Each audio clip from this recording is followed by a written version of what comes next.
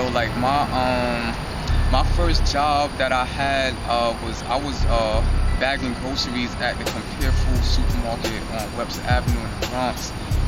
It was right by my crib, like, you know, a few blocks down. I did that. I started that at 9 years old. So I worked there from like 95 to like 99. So about late 95 to about late 99, like the fall of 99, before I started like high school. So my mother and father, they wanted to show me that, to keep me out of trouble, they told me to, you know, get a job, you know, to make money legitly. So at a young age, they was telling me the, you know, the right way how to do things. So like, that was some of the most funnest times of my life, man. Like, it was, I felt so free at that time. Like, it was just like so pop culture. It was just like, coming of age stories happen there. You know, you meeting chicks and stuff like that.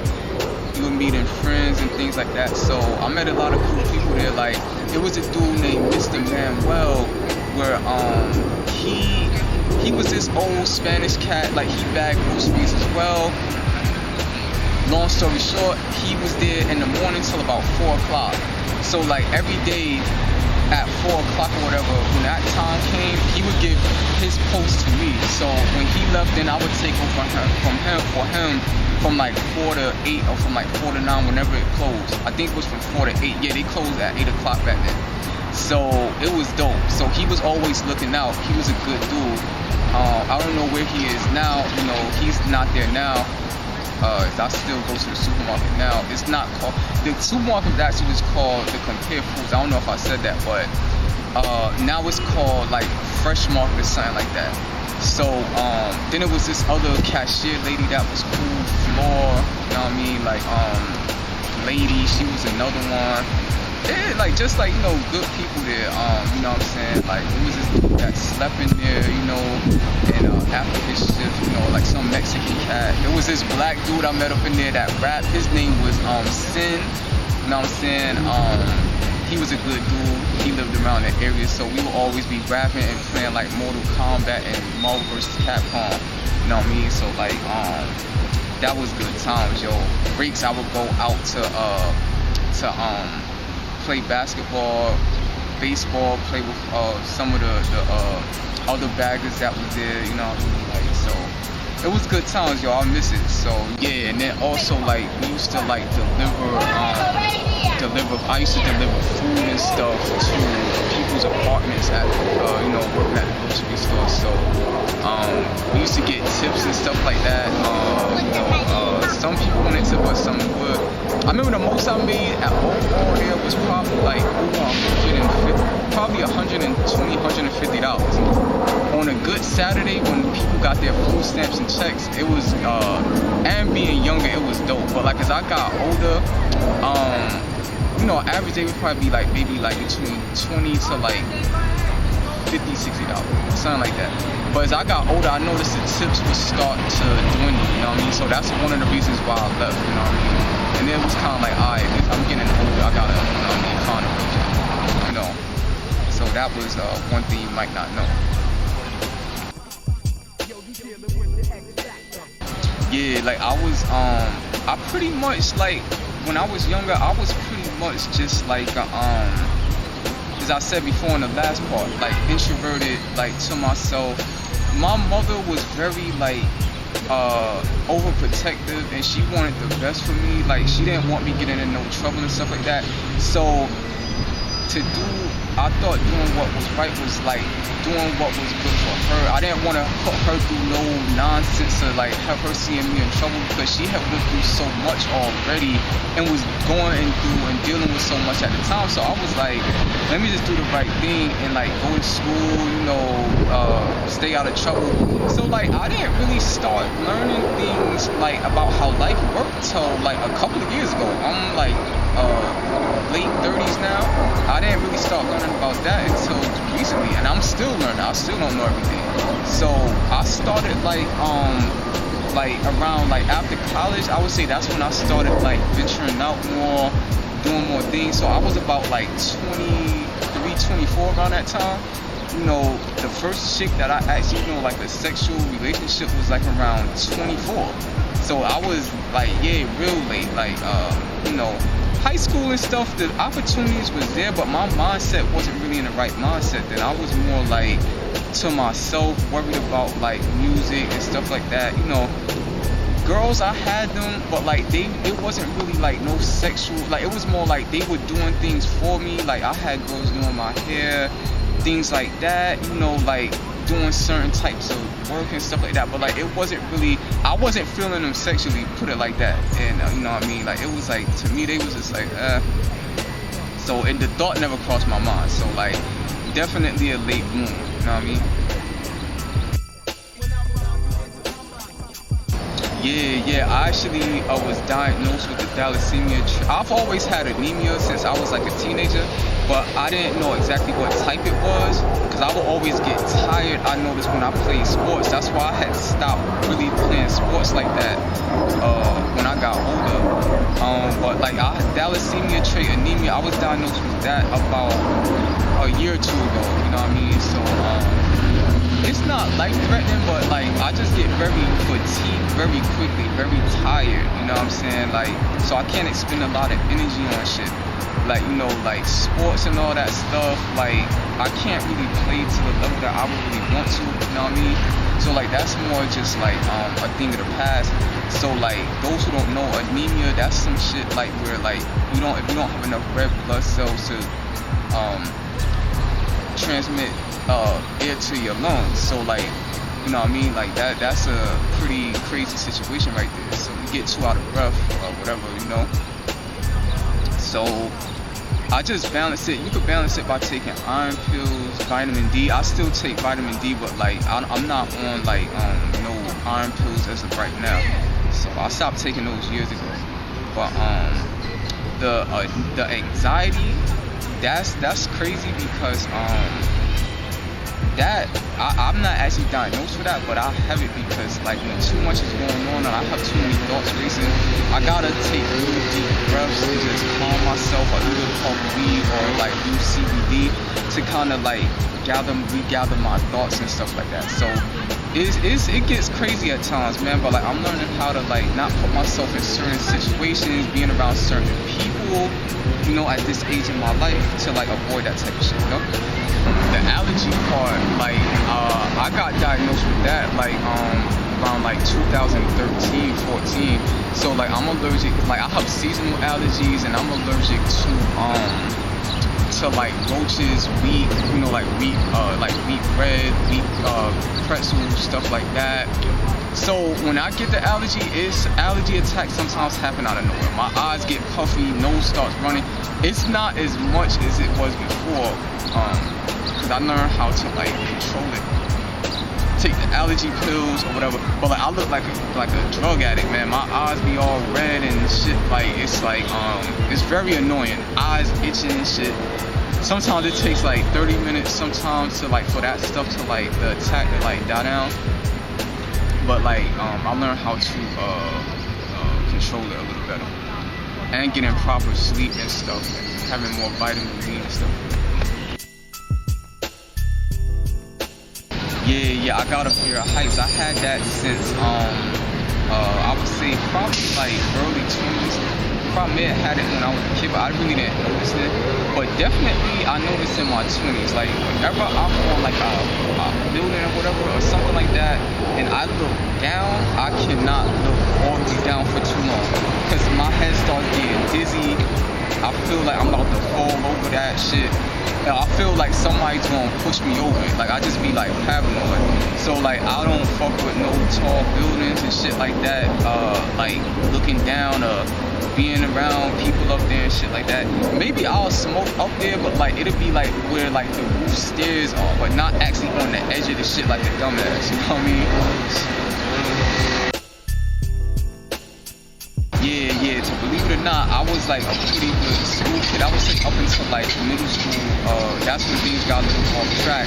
But like my mother and father always made sure I got in school every day. Like my mother was a teacher, so she actually taught me at times. She was like a traditional oral storyteller, so she would be coming into class and stuff like that, telling the kids the stories and stuff. Then she became like a teacher. So she always made sure that I was like in school and stuff like that. So that was like a priority and stuff like that.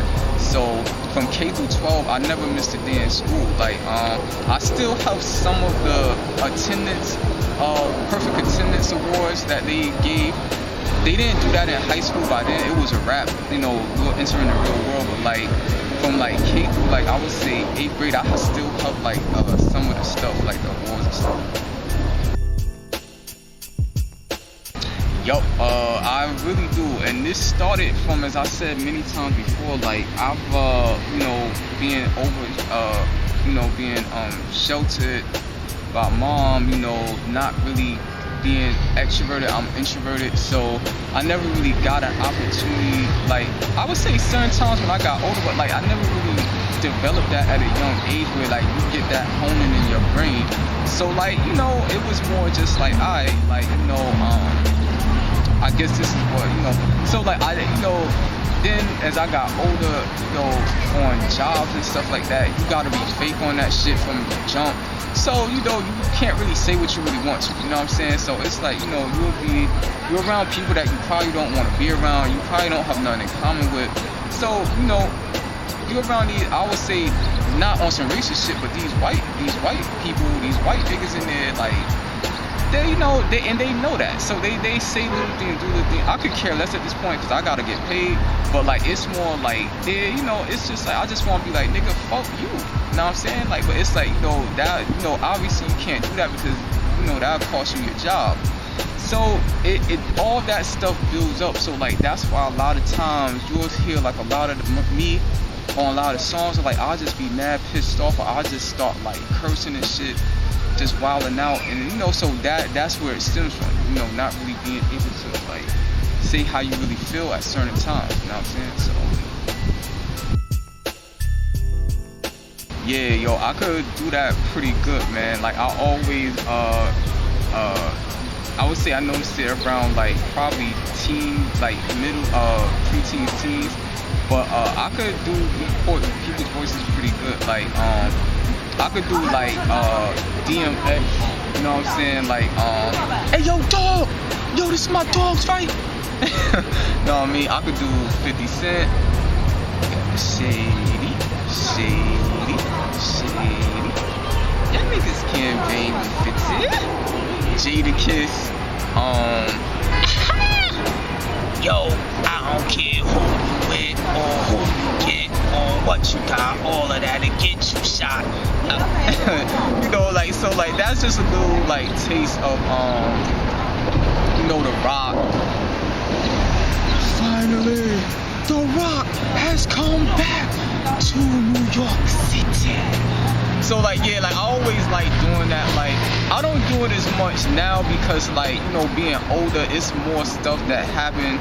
So like I used to be better than this. This is just like on the spot. But like yeah, and then like people don't joke around as much being young or older. So I just kind of like stopped fucking. Yo, I battled this kid named Anthony Harris. It was in the 66th Street 19 train station. It was, the crowd around was like, you know, my friends. It was probably about less than 10 people there, but it was horrible. At that time, I couldn't memorize my rhymes well. I couldn't freestyle like that. So I was trying to freestyle. I was learning on the fly. He killed me. Like, he already had rhymes memorized and stuff like that, so he was a little bit more seasoned. I was a better writer than him, but he was like better at freestyling, and he was more extroverted, I would say. So like, he killed me. The next time though we battled, it was in the computer lab in the school. It was just me and him. So I got him. I was like, I was like, you know, try to copy this, yo, like a floppy disk. Yo, I ball my fit. Like I was saying all types of shit, man. If he watching this, he probably remembers it, you know what I mean? But and you know, from there, that's how I kind of got my honing for like battle rap. Like that's what, like, my love for it. But like I don't do that no more, face to face shit, because I take the shit too personal. I can't have some nigga as a grown ass man yelling at me, talking like he's gonna kill me and do all this shit. Like, you know, I could do it on wax, but nah, I don't do that no more, yo. Yeah, this was like in high school, man. This was probably like junior to senior year. It was a group that consisted of myself, my friend at the time, he was like my bestie, Slugs, Dex, he was like the leader of the group, he founded it, Sly and Bob. So it was 5 of us. I was the only black dude in the clique. So you know, they were all Spanish cats. Like, I was the only black nigga in there, you know what I mean? So like, regardless, we vibe well for the most part. It was, you know, disagreements and stuff of what caused the group to like sort of not materialize. And it was just as we got older and once we graduated, we still were in contact, but it was more just like we weren't really seeing each other like that. You know how that goes, like, you know, you get older, you start having girlfriends, you know, you're moving around, college, you know, jobs. So the group eventually we just lost touch with each other, you know what I'm saying? Like, we have one CD that we did, but we never released it. Like, I'll probably release those tracks, like, eventually one day. But, like, I would say we were pretty good at the time. We performed and stuff like that at the school after we graduated. It didn't go according to plan. The mics had stopped working at one point for my dude Slugs, and then it was like I was basically a hype man. The songs, we couldn't really do the songs that we wanted at that time, so I felt it should have been better. Maybe if we would have maybe had better guidance and like actual like more like focus on everybody was on the same page. But I actually still have the t-shirt about it, you know, from those days. That was ill, you know what I'm saying? Yeah, yo, I used to draw like comic characters. You know, I couldn't draw freehand though. Like, I was more like I had to see like a picture of another artist's work and then try to like use that as a guide to sort of create my own. So that was just how I was built, you know what I'm saying? So I created characters such as like a character called Diefish, the Rhino, I believe the Owl was another one. This was like all in like elementary school, probably like 4th or 5th grade. So it was a kid in there called named Christopher. Like, he would be like helping me out with the art and stuff like that. I drew Spider-Man and stuff like that in elementary school. By the time I got to like high school, it sort of was fading. I tried to get back into it like in at Queensboro Community College, but I did it for a little bit, but then it just eventually just faded as the lack of time and stuff like that. I was pretty nice though. And there you have it. That's 10 more things that you don't know about Ras X, but now you know. Ras X Productions.